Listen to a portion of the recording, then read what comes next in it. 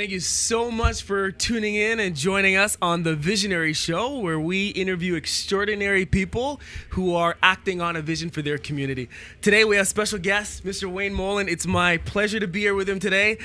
This guy is doing some truly incredible, amazing things. Thank you, brother. You know, he actually just shot a music video. We'll talk a little bit about that later. I didn't get a chance to be in that music video. Very disappointed we were too. I got the shirt, like he brought me a shirt, so I feel official today. And I can't wait to get started, man. How are you doing? I'm fantastic. Thank you for having me on the show, brother. Oh my goodness, no problem. I'm so happy for you. You're perfect for this type of show. Oh my goodness, thank you, man. It's amazing. I appreciate it. And you're yeah. the perfect guest for this kind of show. Thank you very much. Right? Thank you very much. So I wanted to not everybody necessarily would know you. You've done so much in the community in such a short period of time, and you've actually built a pretty phenomenal community called Echo Movement. Yes. And you're doing some pretty amazing things, if you ask me. I mean, I've only come in recently, but even for someone who's been here for a short period of time, I could see, you know, the influence that's there. I could see the passion and the drive behind everything that you've created.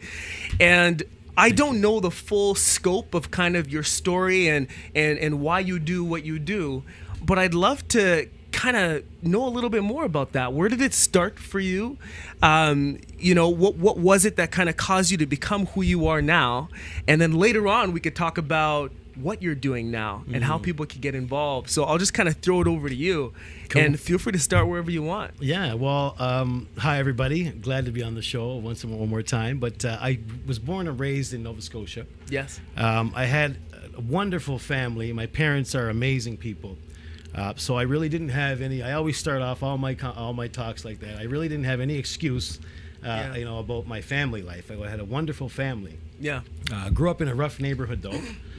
And was in that back in the day, probably, you know, in the 80s and stuff, when I was in that hip hop culture. Yeah. And used to listen to, you know, NWA and Too Short and all these. Used to, so not anymore? Used to, yes, all the odd time, right? I don't know if I pull up to you at a red light, you might be blaring in the car, you man. might catch me bumping a little bit, but okay. I don't pay the lyrics too much mind anymore, right? Okay. But it's funny how when you're in a certain environment, Yeah. and that's all that you know. Yeah. And to be on top or anywhere on the higher levels of that environment, you have to act a certain way. You have to be a certain way. You have to treat people a certain way. You have to put people in check and stuff like that. And tell us a little bit more about that, because some people don't understand what it's like to be a part of an environment like that, and may not understand what it means when you say you have to be a certain way. So maybe you could kind of walk us through some of that. Yeah, absolutely. Because in that culture, in that street mentality, if you will, the strong survive, right? Yeah. It's like a jungle atmosphere, basically. Yes. The strongest survive. So if you show any kind of weakness, people take advantage of that. Yeah. That's what it all boils down to, right? If you show weakness, Yeah. they're going to pounce on that, right? That's what they prey upon. Like even I've been to jail numerous times. Wow. And even when I was in jail, I know I learned many things in there. How, you know, the system is terrible system.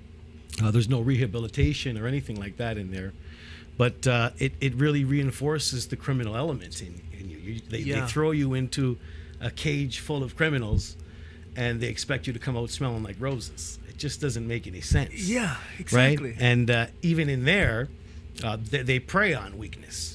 Right, you show an inch of weakness, and they're going to be all over you, and they're going to make your life miserable in there. And you know, it may be good for some people who are just going in there for a short period of time to get a taste of what it's like in there. But other than that, I don't see any benefit at all to what the system has put in place. And it's interesting, right? Because when we think about those cultures and those situations, there are a lot of people who are in those kinds of situations. And the environment is such that you have to become strong, and you can't show vulnerability, and you have to always be in a space where you are dominating. And if you're not, based on what you're saying, you know, you're taken advantage of. It's ripped apart pretty quickly. And then on top of that, you have another system, right, which is the prison system, which almost like amplifies that. And it makes it, you know, tenfold. It's concentrated. And here you find yourself not only on the street side of it, but on the prison side of it. And obviously that's changing you as a person. Well, the darkness, I always believe, walks hand in hand. Now that, hindsight is 20/20, of course, and now Yeah. that I've been through so much in my life, Yeah. looking back, I know that I had to go through these things to be able to, shine the light that I shine in the world right now today. Yeah. However, if we get back to the criminal element in that whole hip hop culture and stuff like Yes. that, there's no love in it. It's like it's absent of love. Mm-hmm. It's like if you show love, you're weak. Right. So that's what I think is the most deteriorating factor of that culture is that there's no love involved. Yes. It's all pretty much just hate and violence and stuff like that. And I take full responsibility for all my actions. Yes. However, I think it's time that we become lyrically responsible. Yes. Hip hop doesn't have to be about all these negative things. Yes. It's poetry. Exactly. It's poetry to music. Yes. And that's why Marcos Mendoza and myself, Yes. we decided to put together an Echo Movement theme song. We're gonna do one every year. We're gonna actually do a little album, probably. That's fantastic. But the song is called Echo, Yes. and it's a hip hop song Right. that gives positive reinforcements. It's positive, loving, uplifting, inspiring lyrics. Yeah, and that's an amazing thing. And I think that you're right. I think that within, hip hop culture, there's obviously the positive side to it, but what we see going mainstream is a lot more of the negative messages, and they're not messages of love. And this is coming from a true hip hop fan myself. Like I went through the whole thing and I studied the game. I love hip hop music and rap music. So when we think about kind of your life, and starting out, in an environment that is high pressure, and then moving into a space that's even more high pressure, now you're doing incredible things like this song. How does one transition from that space to kind of where you are now to creating positive music? Like, walk us through kind of what happened. How did you go from that to this? It's definitely a journey, that's for sure. Yeah. It wasn't an overnight thing. It wasn't even a 1 or 2 year kind of thing. It was more like a gradual transformation of small awakenings on the road. Yes. Where I eventually was able to put them together and say, wait a minute, this isn't even me. I'll tell you what I'm talking about. Yeah. Like we talked about earlier, I was just basically doing what I thought I was supposed to do within that environment, right? Meanwhile, I didn't even realize that it wasn't even really me. It was just a facade. I was never that person. But how did you know? Like, how are you able to categorize the difference? Because I think a lot of people are in that space where they're living a life and their actions are not representative of who they are at their core, right? Their actions are just replications of what they've seen from other people. So they're not leading their own life. And a lot of us get trapped in that. I know that I have, and it's something that we all work towards. How did you become aware of that?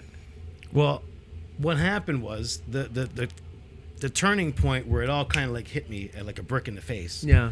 I was in jail. I was in a jail cell sitting there looking at doing they wanted to lock me up for like 12 years.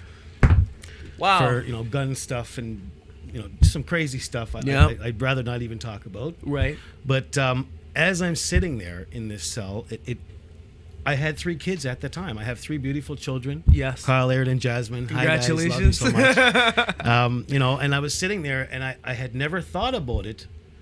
And they were a few years old. Like, they weren't just babies and stuff. So I was still totally oblivious to what are my kids gonna do if something happens to me. Never thought about it. Yeah. So this is what made me think about it, and this is what made me have a serious, deep conversation with myself, within myself. I think that is what you're talking about that's missing. Yeah, that self-awareness piece. That conversation with yourself. Yes, exactly. Because I never had a conversation with myself. Yes. Like that. And I actually asked myself, I analyzed my life. And I asked myself certain questions that I never asked myself before. Was there something that kind of created that dialogue within yourself, or was it just because you were sitting there, you were in the cell, you were isolated, and you knew that something had to change? Like, what was that shift where it's like you start talking to yourself and telling yourself the truth of your situation? You just made me think of a moment. Yeah. While I was sitting in one of these jail cells, Yeah. Getting carted around from trial to trial or whatnot, I remember... there was this other guy. It was many inmates in there with me, and there was this one guy, and he was sitting there, and he was staring at me. Yeah. And this was just when I had started to think about, oh my God, what are my kids gonna do? Right. And this guy's staring at me, and I'm still a little bit stuck in that mentality. Of course. So I'm Yeah. like, okay, what are you looking at? Yeah. So I go over and I sit down and I say, what's going on, man? Is there a Yeah. problem or what's up? Yeah. And I didn't notice, but he was sitting there and he was reading a Bible. And he handed me the Bible, and he had this little page marked off, and he says, listen, brother, I want you to read this. This is for you. And I can't even remember what verse it was. I can't remember exactly what it said, but it was talking about how Jesus was in jail one time and stuff like that. And it really kind of, that was the moment where I was just like, wow, wait a second, what am I doing? You know, and I had many of those little blips along the way. Yeah. And I'll give you a quick example, because I used to smuggle drugs and stuff like that. Yes. Cocaine, ecstasy, all kinds of different drugs. Yes. And for years, I served them to people for my own profits and my own benefits. And eventually, I ended up getting addicted to these same drugs. Wow. And it took me about 3 years Yeah. of hard times and terrible experiences Yes. for me to realize at one point when I was sitting there at rock bottom, and it hit me. I was like, oh my God, this is what I've been serving people Yes. all these years. Yes. I deserve every minute of this. Wow. I deserve every bit of this. I almost smiled to myself like, okay. Not even to myself, to God, basically. I remember exactly where I was. I was sitting on train tracks, Yes. running from police. And I had to sleep there the night just so I could wait until they left so I could go home. Right.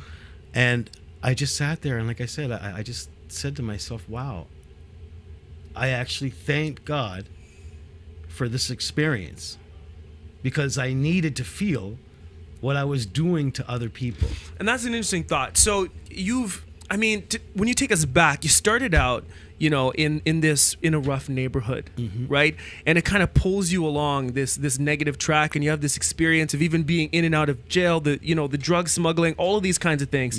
In jail, you meet someone who shares a scripture with you that starts the change of perception. Then you get addicted to the same drugs that you've been serving to the community, and you're there on the train tracks, and it hits you. And there's almost like this cosmic humor of course, I deserve this. This is what I've been doing to others. This is what it feels like. It made sense, like, because when human beings go through certain things in our lives, we always typically say, oh, why is this happening to me? Yes. Why me? Blah blah blah. Oh my God. Yes. And that was when it hit me. It's blatantly obvious why me. Oh my goodness. Hold that thought. We're gonna break away. This is an amazing point, I think, in your life. When we get back, we'll figure out what happens next. Cool. Are you retiring smart? Make your home's equity work for you. With your home's equity and our 30 years of experience, the Retire Smart Properties team can help you achieve the quality of life you've always wanted. Our services are 360 degrees. We'll give you advice, take care of staging and selling, and help you find the perfect home and community to transition to. It's time to enjoy the retirement lifestyle you deserve. Visit our website today to learn how you can use your home to retire comfortably. The Retire Smart Properties team, powered by RE/MAX West.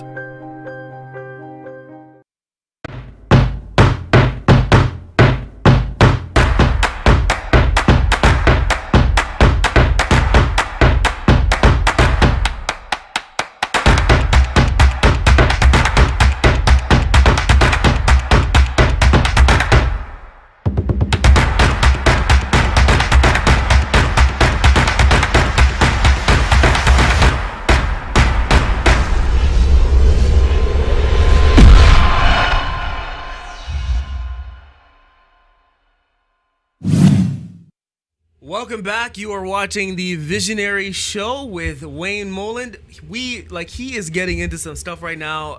His life story is absolutely incredible. Right before the break, he was telling us about his ins and outs in jail. Believe it or not, hard to believe. His experience with drugs, and not only moving drugs, but being a victim to that himself. And Wayne, you were telling us about this moment when you were on the train tracks. And you were kind of at the the deepest point of your addiction when it hit you, and I'm hoping that maybe you can pick it up from there, and walk us along what happens next. Yeah, well, because just before, I'll tell you why I ended up on the train tracks, which will give you a little perspective on how I finally realized that what, I did this to myself. I put myself here. Yeah, it's up to me to get myself out. Yes. Right. God wasn't going to give me anybody to do that. I had to do it on my own. Mm-hmm. And the minute that I knew that was that I was like 3 years. I was strung out on cocaine. Like, it was crazy. I wouldn't sleep for days on end. Yeah. And I finally had admitted to myself that I had a problem. So I went to, in Brampton, I lived at the time, and I walked into a clinic, a rehab clinic in there. Yeah. And they wouldn't accept me. And I looking back, I forgive her. If you're watching and you know who you are, I forgive you, because I know now that I was supposed to do it on my own. Yes. However, I was, like I said, at that point in my life where I finally had admitted I have a problem. Okay. I was finally taking the first step to do something about it. Yes. I was finally reaching out to get help. Yes. And I thought that was so amazing, right? I was so happy for myself, and wanted to take that first step to progressing Right. Out of that situation. Yes. And this woman is being very mean to me. I'm going to say it nicely. She was being very mean to me. I'm sure there are other words you want to use here. There was We'll other go with words mean. that I We'll go with used mean. at that time. But yeah, she was very mean to me. Yeah. And we kind of got on, we had words. And to make a long story short, she called the police. So that's why I was on the run on these train tracks. Which is insane because, okay, let me just make sure that I understand. So you're going to a rehab center, which is supposed to take people like you in to help support them to get sober. Yes. And you come to this incredible realization where you're like, wow, I have a problem, which is not easy to do. No. Like, in regular life, it's difficult enough for me to realize I have any problem, let alone that kind of problem. Yeah, even minor ones. Exactly. Yes. And you collect yourself, you admit this, you come in, and she pretty much closes the door. She shut me down, yeah. And now you're on the run. The cops are after you. Yeah. Wow. Okay. Yeah. So that's how I ended up on the train tracks. Right. And that's how I knew that, you know what? That's when I realized it all. I deserve it all. Yeah. I even thank God, thank you for showing me this. And I realized there that I'm on my own, and I still had some ill feelings for that lady, right? I was a little upset. I couldn't understand. But now that I do, I know that it was all, everything is divinely timed and set up. Yeah. There's a word that I use with people all the time. It's, what's it called? Pronoia. Yes. Right? I'm not sure if we talked about pronoia. It's a new concept that I've been using with myself, and it's amazing because everybody knows what paranoia is. Yes. Pronoia is the opposite of paranoia. Right. Pronoia is the belief that everything that happens in your life is not to you, it's for you. No matter how difficult it may seem at that time, it may not make sense at that time. You might be thinking, oh, why is this happening to me now? Yeah. But if you have that presence of mind of pronoia, where you can stop in the middle of an extremely difficult situation in your life, Yeah. take that breath and think, oh, yes, hold on. This is happening for me. Yeah. Why is it happening for me? And start looking deeper into the issue. Once you start solving these things, the problems go away. And that's a really interesting concept because it's this whole idea of, being able to take accountability for the things that are happening to you as opposed to sidestepping or dodging or, Or playing the blame game the or- victimhood or the blame Yeah, game, right? yeah. So this is interesting because you have this moment of pronoia where you recognize this. But my question to you is, why didn't that happen before? I mean, you were involved in this stuff before. What was the difference? Don't know. Divine timing. Yeah, the right time. The right time. right? Interesting. Everything is divinely timed. And Yeah. I've noticed that, like, hindsight is 20/20, like we said. Yeah. But when you look back, everything makes sense. Yeah. Everything makes sense. Like, to me, even the world, the planet, it's in the state that the planet is in, Right. the state that humanity is in. If you realize how powerful our thoughts are and how our thoughts collectively manifest into reality, Yes. everything makes sense. Because what is everybody watching? What is everybody thinking? What is everybody listening to? Right? Usually a pile of crap, to be honest, right? You're watching a lot of TV stuff. You know, in the music, there's all kinds of negativity, and it kind of leads you into a certain way. Yes. You watch the news, it's all bad news. It's never good news. And if it is ever good news, they put it on a hook and they wheel it through the entire program so you can listen to all the crap, and then they'll give you the little piece of the story at the end just to keep you there. Exactly. Right? So what they do is, and I say they, I mean the 1%, right, who run the majority of the world, the politicians, Right, right. the Illuminatis, the World Bank, the bankers, and all these people. Yeah. If we were to snap our fingers and we wouldn't have any more war, hate, crime, they would be screwed. All of their house of cards of an economic structure would fall apart. And so, knowing that, they know how powerful our thoughts are. They know our thoughts manifest into the reality here. Yeah, and it's interesting what you're saying now, because what you're referring to is really self accountability and self empowerment. So the question isn't, do they know how powerful I am? The question is, do I know how powerful I am, and do I exercise my own ability to step into my personal power? And when you tell a story like, the story that you're telling now, where you take on that personal power and you go for help and you don't get it, but you're still in your own personal power, and now you're running from the cops, but your perspective is different because you've become self-empowered, and you've taken on, I guess, an accountability piece. That's where my accountability started, from that moment on the train track. So how do you transition now from I'm here, I'm on the run, to echo movement, which is like this incredible thing that probably at the time seemed like it could never be. I'm sure you probably don't even imagine that you're in the position that you're in today. To be honest, even when I was a kid, even when I was growing up, even when I was in my adolescence, whatever, doing all these terrible things, I always had this feeling deep down inside that I was sent here to do something important. Yes. I always had that. We all have it. You all have it. And you all know what I'm talking about. Like, we all have this feeling of purpose. Yes. And I knew I wasn't doing it. Now, even after I made my transition, because when I was in that jail cell after that guy gave me the Bible and I read that part of the Bible, I prayed to God. I said, listen, if you can get me out of this, I'm going to change my life and I'm going to make a difference. Yes. And 2 weeks later, I beat the case. Wow. So that was the moment when I was walking out of there. They gave my clothes back. I'm walking out of there, and I was having thoughts of, okay, what's my next move? Yes. And they weren't good thoughts. And I had to catch myself. I'm like, oh my God, wait a second. No, I can't do any of this stuff anymore. I got out of this.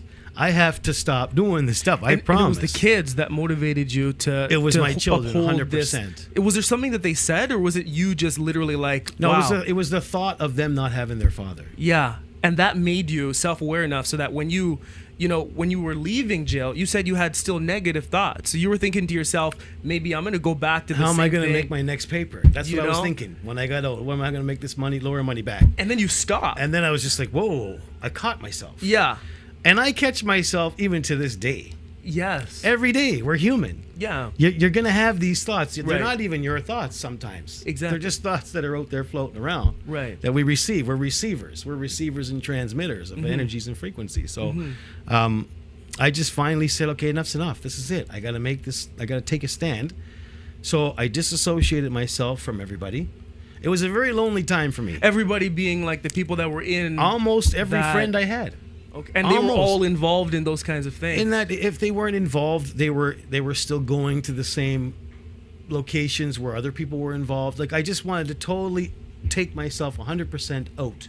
We got to stop there. Because what you're touching on right now, Wayne, is so important. Because you made this critical paradigm shift of a choice to be different, right? And in order for you to truly live that, you had to isolate, right, from the people that were in your life at that moment because they represented what you didn't want anymore. So the only way to transition was to pull yourself out. And I think that a lot of people are in that space where they know they got to make that decision, but there's this fear of being alone. And they can't see what's on the other side. They can't see their echo movement. They can't see the community. They can't see all the involvement. They can't see the potential, you know? And I want to stop there because in your transition, you saw that and you were okay with being alone. So how do you transition now from that to, you know, starting to do what you're doing now? That's a good question. Again, it was family. Yeah. And the first thing that comes into my head is family. My kids, Yeah. my parents, my brothers, my family, my close friends. Yeah. Everybody who I cared about. And you're spending more time with them and Yeah. less time with the Yeah, with the other people. I totally disassociated myself, and Yeah. and I told everybody, you know what, this is what's going on. I'm out. I'm turning over a new leaf. Yeah. Just leave me alone.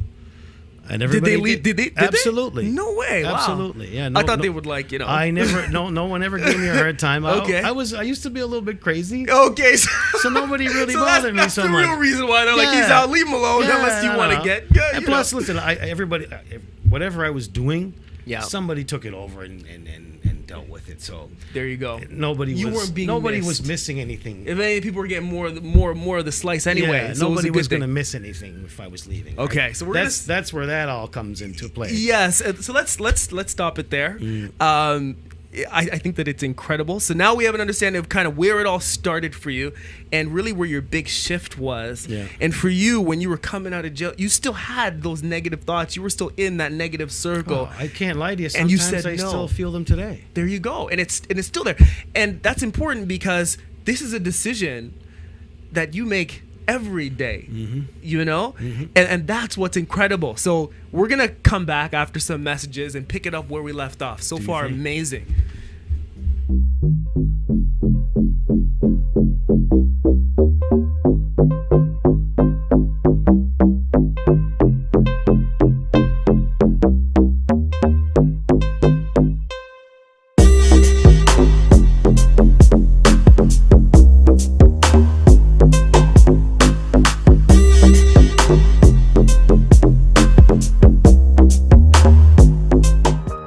Are you retiring smart?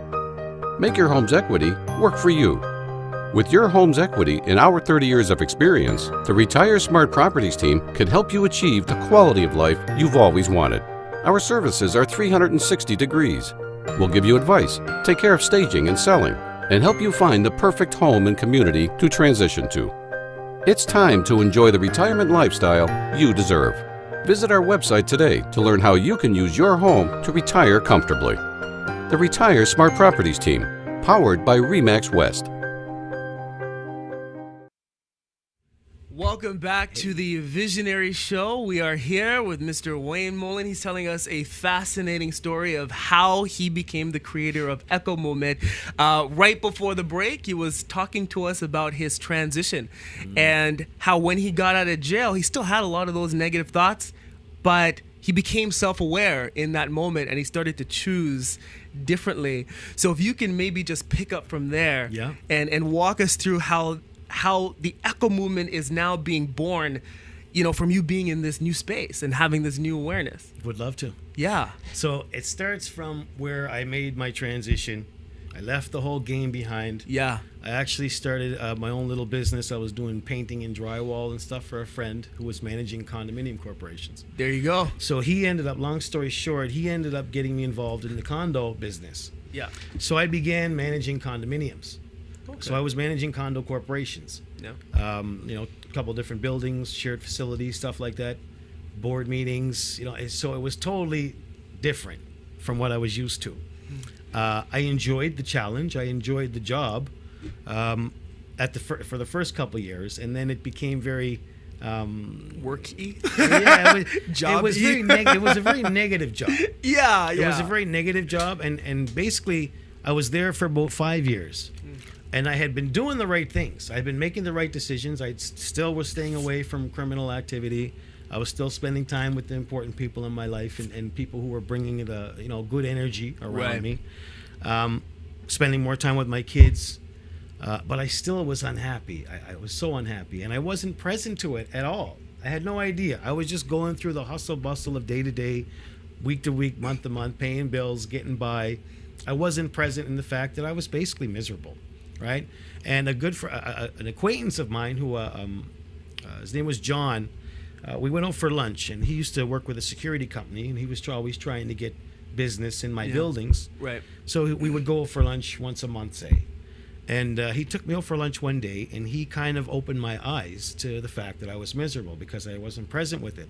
And he's like, Wayne, you know what? Don't take this the wrong way, but you look like crap, and you don't seem yourself.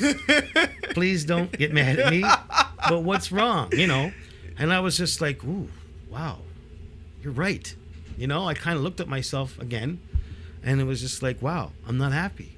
I'm not happy with my job. I'm not happy with the relationship that I'm in. I'm not happy with, I know I have a purpose here, and I don't know what it is. It's really bothered me. See, right there in that moment, Wayne, you told yourself the truth. You could have easily said, I don't know what you're talking about. You could have said, back off. You could have said, what's your problem? But you said, you know what? You're right. You're right. Yeah. I'm not happy. And that is a feat in and of itself. That was to a be big able piece to, of the puzzle. You were miserable, Yeah. but yet you were able to at least be truthful enough about yourself to say, yeah, my dominant experience right now is misery. Yeah. And that's the ground for what happens next. I was right? very grateful actually because I had no idea that I was No. really living in that kind of environment for Right. myself. And this guy's a big Christian guy. And I always tell everybody, for me, if you ask me what religion I am, I'm every single one. I'm every religion. Yeah. I'd much rather say that than none of them. So he said to me, he's like, Wayne, I'm a big, he's not afraid, he's not shy to say it. He's a big, Christian follower. And he's like, you know what I'm going to tell you? Go home, pray to Jesus for some guidance on There you what go. your life purpose is. Right. So I said, you know what? All right. That's what I'm going to do. So I went home that night and I prayed. I prayed to Jesus. I prayed to Buddha. I prayed to Allah. Every single I one. called them all, Anybody who everybody. can help me right now. All of y'all. Somebody. No discrimination. Somebody, please give me some guidance Right. for what my life purpose is. And I said thank you. And I was grateful because he told me that too. Yes. For the information. So it was the very next day. I went to bed. I woke up, forgot all about it, kind of thing. Was kind of thinking about it, in the morning or whatever. I'm watching a YouTube video Okay. in my office. And on the video, an ad pops up. The ad says, I would love to see this ad. I don't even know who it was or nothing. Right? Let's see if it's This real. ad, it's universal. Right? Yeah. The ad popped up. It said, are you unhappy? Okay. Are you stressed out? Try meditation. And right away, something hit me. I'm like, ooh, wait a minute. Could this be what I'm looking for right now? So I went home that night and I started researching it, right? I Yeah. always tell everybody, I have my master's degree in the University of Y&G, And that is? YouTube and Google. So we all do. Many of us do. I went home and I started researching meditation. I started watching guided meditations. I started learning about meditation. I started learning about other things associated with meditation. Yes. I became very pissed off at the school system for not teaching me this stuff when I really could have used it. But parabolas and like cell bacteria and all the cell structures, you don't use that stuff? No. Oh, okay. As you were saying. You're comical. But yeah, I was just like, why didn't they teach me this stuff? So I'm learning about all these things.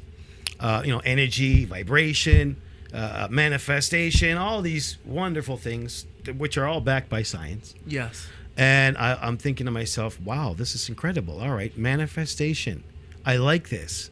I don't like my job. Let me manifest a new one. Very simple. So I began for 3 weeks.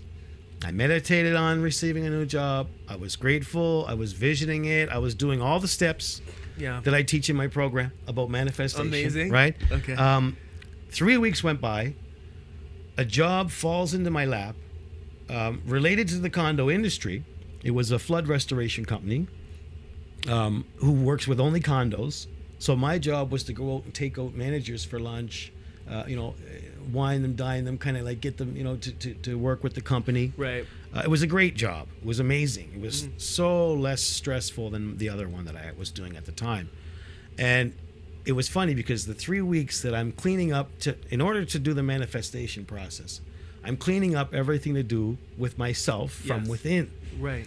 The name of the company that hired me was Synchronicity, a little bit weird because it was Absolute Interior was the name Interesting. of the company. And you were doing like your own absolute interior work. It was like an internalization process that you were going through. It was so it just matched. It resonated so perfectly. Wow. Right? So Okay. when I got this job, and the job wasn't the only thing I used for manifesting things. I had manifested some stuff before the job, and then I got this job, and then I'm like, wow, wait a second. When I realized the synchronicity of the absolute interior, of and how everything I'm manifesting, I'm getting, I'm thinking, okay, if I can do this for myself individually, Yes. what could we all do together collectively? Okay, hold that thought.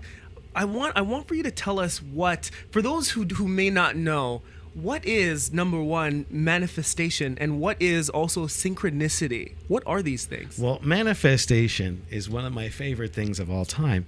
It's where you can basically create things in our physical reality from your mental and spiritual reality. Yeah. When you visualize things, you help attract it. When you think about things, you attract these things. When you take a thought and then you add an emotion to it, Yes. it becomes a million times more powerful.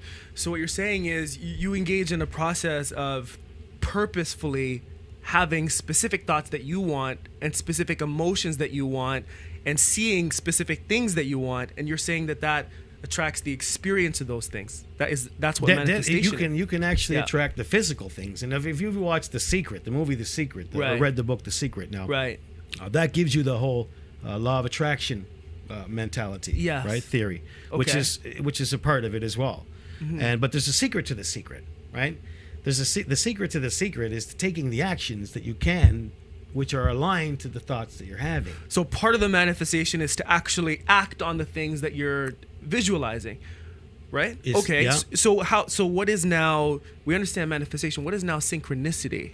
Well, synchronicities are the little things that tie everything together. Okay. They're almost like the little bulb that goes off. Okay. Or that reassurance of, okay, yes, I'm on the right track. Can you give an example of what you experienced as a synchronicity? Well, the one main synchronicity was the absolute interior, right? That I'm cleaning up everything to do with myself from within. Yes. And I'm asking for a job, and the job company is called Absolute Interior. There you go. That's a good example of a synchronicity. So you're becoming aware of like your power to be able to create your experience or attract certain experiences.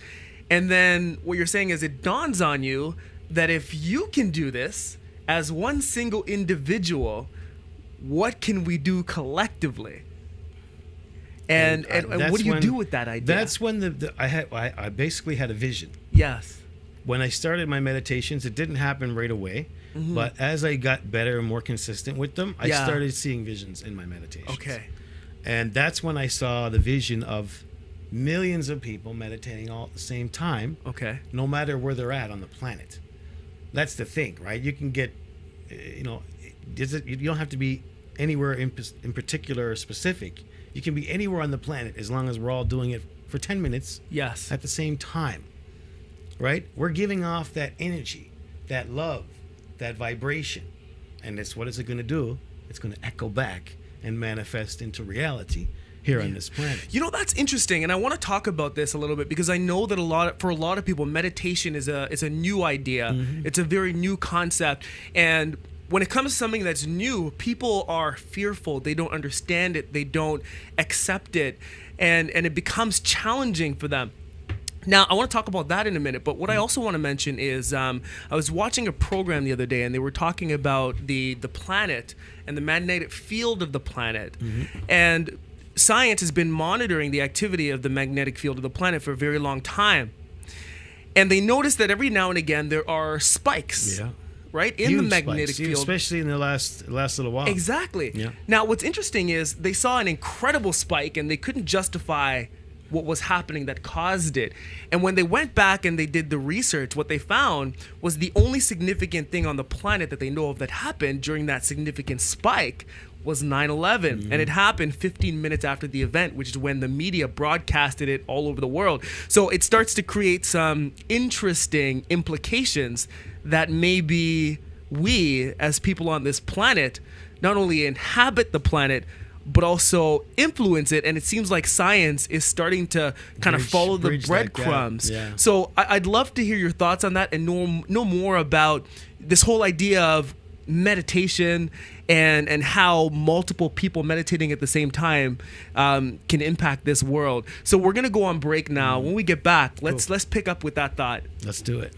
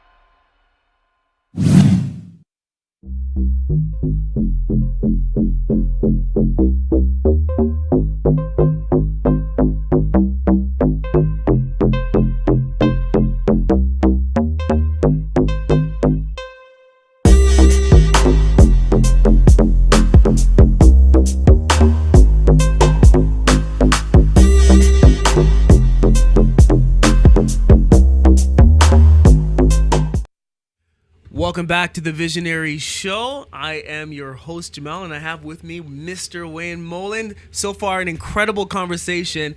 He's telling us about everything in his life that has led up to the creation of this amazing community called Echo Movement.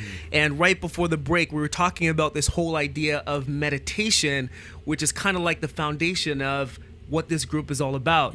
So I'm hoping you could maybe tell us a little bit more about that, help us to understand it a little bit more, and then tell us, what are you guys up to in the community and how can we get involved? Of course. Yeah. Well, when it comes to meditation, like for me, it was the tip of it was the turning point for me. It connected everything together. Yeah. It was like I had all the dots there, and meditation connected all the dots.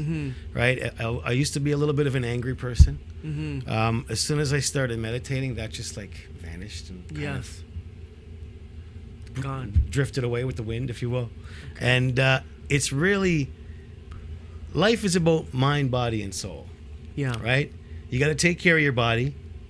You got to take care, which is working out, eating right. Yes. You got to take care of your mind, which is thinking good thoughts, paying attention to what your thoughts are. Yes. Because attention is the only thing that's pretty much free that you need to pay. So it's time to pay attention to what you're thinking about. There you go. It's very important. Yes. Now, mind, body, soul. Meditation is your fine tuning of the soul. It's the connection, just like working out and eating right is to the body. Yes. Just like thinking right and making good decisions is good for the mind. Yes. Meditation is good for the soul. Got it. And it's your deep connection to all that is, because we're all connected, right? Science is, it's nobody can really argue it anymore. Yes. People like to because they're stuck in their old beliefs and stuff like that, and that's okay. Yes. But you can't argue with it anymore because the science is right there. And that's the interesting thing, because as I was saying before the break, a lot of people are skeptical about it. And for you, it's experiential. There is no doubt in your mind. None. So what you're saying is now that there is a lot of scientific research and documentation that validates the effects of meditation. Yeah. Okay. Oh, you do the fantastic. research. I'm telling you right now. Meditation Right. is good for absolutely everything. Yeah. It fights cancer. It fights heart attacks. It fights high blood pressure. It's good for everything. It doesn't matter what it is. Yes. It's going to enhance and empower you. Amazing. You take a person from like myself. I'm nice, kind, loving. I'm generous. I love to do good things for people. I love to see people doing well. Right. I wasn't always that way. Meditation helped me realize of who I really was. Okay. It brings us back to who we really are. So I got another question for you. Yes. What is Echo Movement? Echo Movement is the meditation movement, Yes. which brings awareness about meditation. Yes. We're also working together with, we're putting petitions together to implement meditation into early childhood education. That's throughout the country. incredible. Wow. We also do park cleanups and raise awareness about keeping the planet clean and Yes. healthy. You know, without her, what would we do? Right?